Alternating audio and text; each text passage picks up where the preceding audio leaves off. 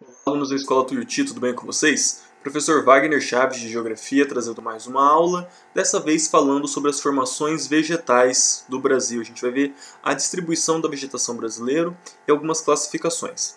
Antes de começar a aula, gostaria de falar que eu estou fazendo uma nova aula sobre doenças, uma série especial da história das epidemias. Eu vou deixar no link lá na descrição do vídeo, vou deixar no Sistema Delta e na plataforma Plural para vocês assistirem também.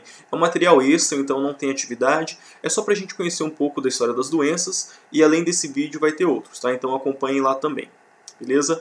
Agora vem comigo então falar das vegetações do Brasil. Bom pessoal, o Brasil, como a gente sabe, ele tem um país de proporções continentais, é um país muito grande.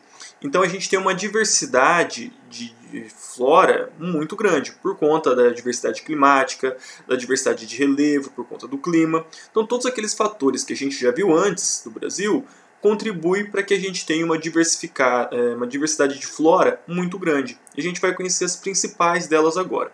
Tá?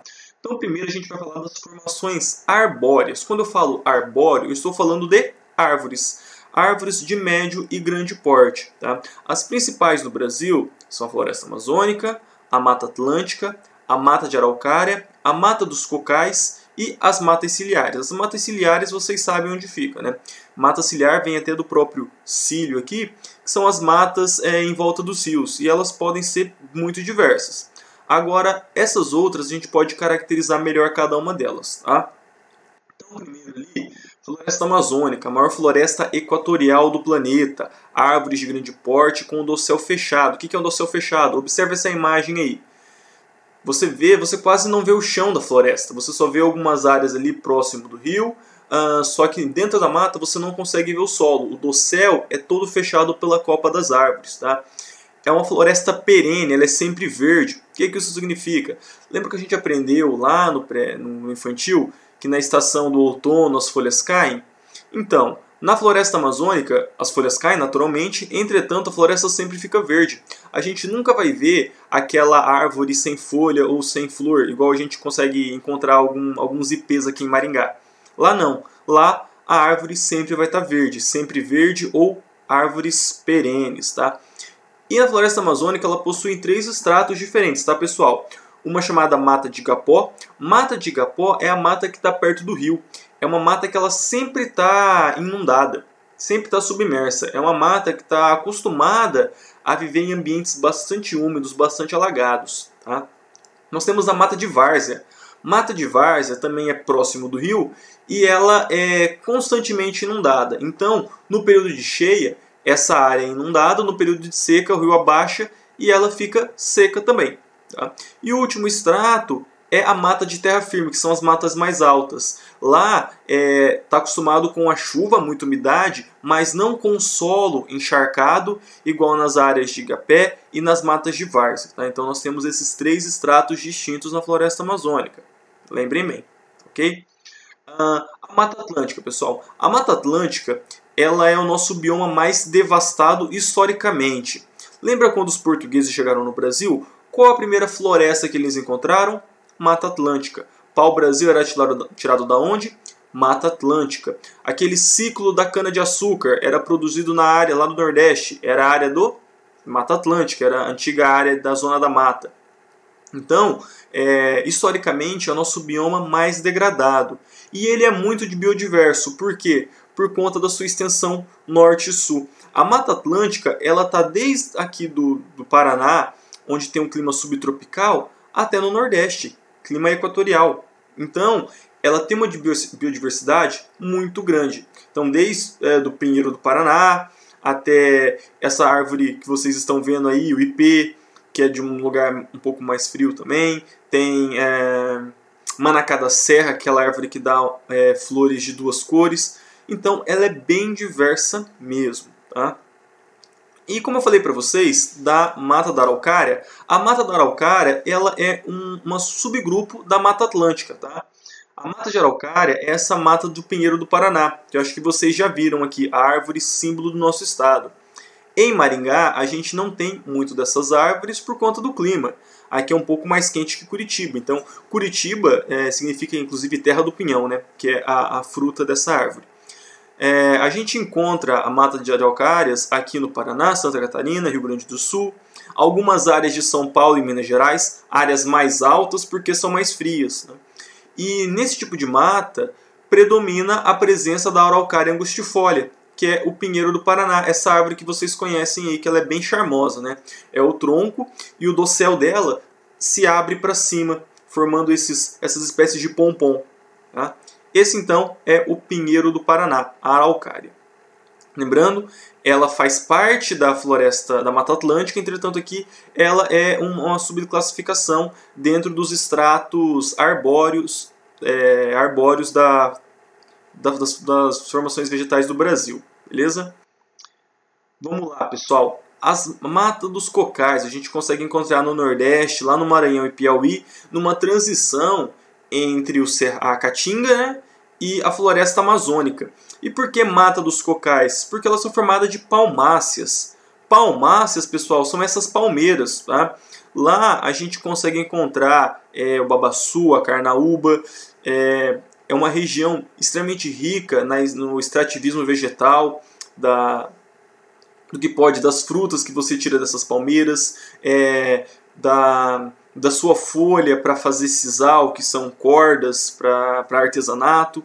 Então é uma área muito rica de extração vegetal, beleza? Lembrando ali, divisa entre os biomas da Caatinga e da floresta amazônica, nós temos as mata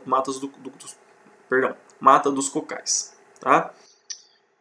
E depois nós temos as formações arbustivas, pessoal. Então nós falamos das formações arbóreas, árvores, agora arbustivas, de arbustos. Então aqui o que predomina?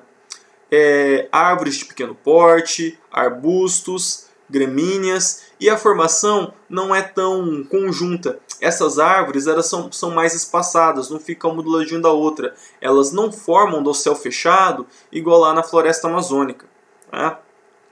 Vem comigo então. Bom, pessoal, a primeira que nós temos é o cerrado, tá? O cerrado é o segundo maior bioma brasileiro e hoje ele é o nosso bioma que mais perde áreas devido ao avanço da agricultura, de plantação de soja ou criação de pasto, tá? Então, a área do cerrado brasileiro envolve ali todo o centro-oeste, Goiás, uma parte do Mato Grosso do Sul, Bahia, Minas Gerais. É uma área extremamente grande.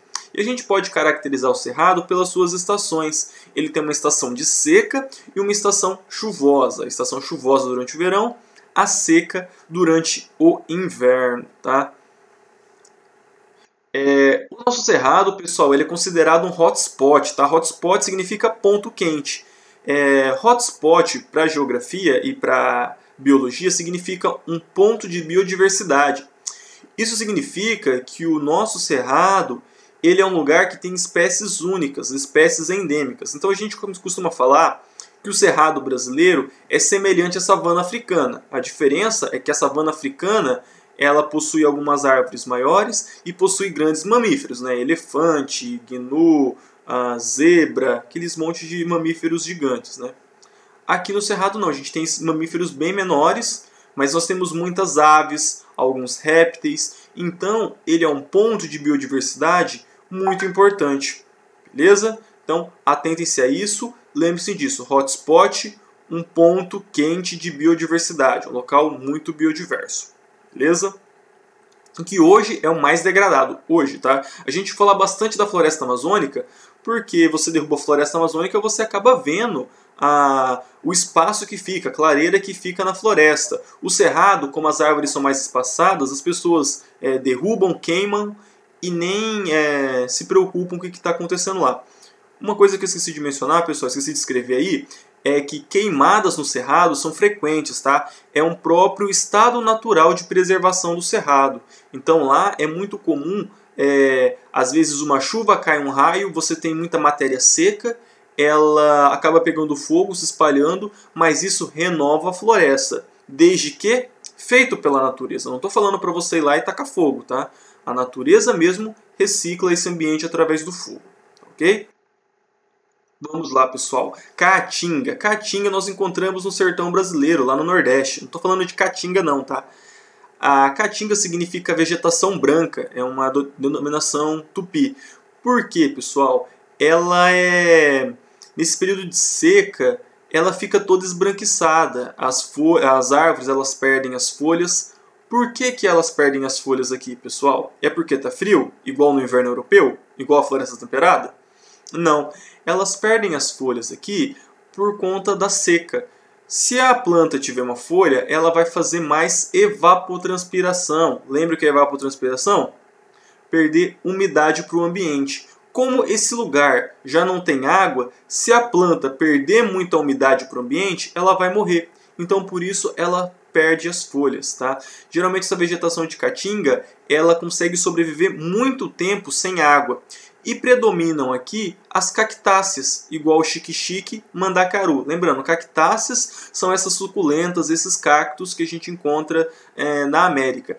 Cacto, pessoal, é uma planta endêmica da América, tá? A gente pensa assim, todo deserto tem cacto. Não, é uma planta da América. Se tem cacto em deserto fora da América, é porque foi levado pelo homem.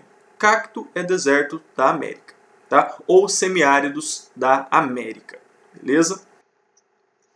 E por último, aqui falando dos arbustivos, nós temos os campos, né? No Brasil a gente encontra na campanha gaúcha, no Rio Grande do Sul, que a gente chama dos pampas gaúchos. A gente consegue encontrar na ilha de Marajó também, no Pará, em alguns outros lugares, mas o principal é no Rio Grande do Sul. E ele é formado pelo quê? Por essas gramíneas, essa grama, esse pasto, tá? A gente consegue ver poucas árvores nesse tipo de vegetação. É mais o quê? Mais esses pastos. Tanto que é utilizado para quê? Para pasto, para pastagem de gado. Não é à toa que o prato tradicional do Rio Grande do Sul é o churrasco. Parte porque a vegetação ajuda. Historicamente, o Rio Grande do Sul é um estado produtor de gado para abate. O que ajuda isso é essa formação vegetal que eles têm lá. Beleza? Agora, pessoal, a gente vai falar de duas outras formações, que são formações complexas, tá? Para elas existirem, elas dependem de fatores muito específicos e qualquer abalo em um desses fatores, a gente pode colocar em risco essas formações, tá? Então, a primeira é o nosso Pantanal e a segunda é o mangue. Aliás, são os mangues, né? Porque não é um. Bom, pessoal, o Pantanal brasileiro a gente consegue encontrar ele no Mato Grosso e no Mato Grosso do Sul, numa parte do Paraguai que eles chamam de Chaco. Lembra quando a gente falou da massa tropical continental que surge lá no Chaco, no Paraguai? É o Pantanal, tá? E o Pantanal, pessoal, é a maior área alagada do mundo. Agora, por que nós chamamos ele de formação complexa? Bem, o clima do Pantanal é idêntico ao clima do Cerrado. Por que chamamos de Pantanal e não de Cerrado? Por conta do relevo. Essa área de relevo plano, que é alagada anualmente, dá novas características ao Pantanal. Então, por exemplo, graças a isso, a essas áreas alagadas, no Pantanal a gente tem uma variedade de aves marinhas, aves de água doce, que nós não temos no Cerrado. Nós temos, por exemplo, jacaré no Pantanal. Não temos no Cerrado. Tudo por quê? É uma junção do clima com o relevo aqui. Beleza? Então aqui nós temos uma fauna e uma flora muito diversa, porque ela se assemelha ao mesmo tempo ao cerrado, entretanto aqui a abundância de água é maior por conta dessas áreas alagadas. Ok? E o mangue, cara. O mangue, pessoal, a gente consegue encontrar ele em águas quentes, então os mangues do mundo estão presentes em águas tropicais e onde nós temos presença de água doce também, tá? Então é uma união tanto de água doce quanto água salgada. Essa vegetação do mangue ela é bem típica, né? Essas árvores elas são alófitas. Elas sobrevivem em ambientes salinos, né? Então a água do mar, a água salgada, não mata essas plantas diferente de outras. E são pneumatófilas. Pneumatófilas, pessoal, essas raízes saindo, tá bom? Isso nós chamamos de raízes pneumatófilas. Por que os mangues é um bioma extremamente complexo? Primeiro, água quente. Segundo, presença também de água doce. E os mangues, eles são berçários da vida marinha. Muitas espécies marinhas tem no mangue o início da sua vida. Então, uma série de crustáceos, alguns peixes, muitas aves, elas usam o mangue como ninho, e a partir do mangue esses biomas, né, são repovoados. Então, espécies saem lá do oceano para ir no mangue, fazer o seu ninho e depois voltar para sua área. Aves vão até no mangue, fazem seu ninho, depois voltam para os seus lugares. Então, o mangue é uma área extremamente complexa e que a gente está colocando em risco. Por quê? Por conta de poluição. Como o mangue tem que estar perto de rio, se você polui muito o rio, toda aquela sujeira uma hora vai chegar primeiro no mangue.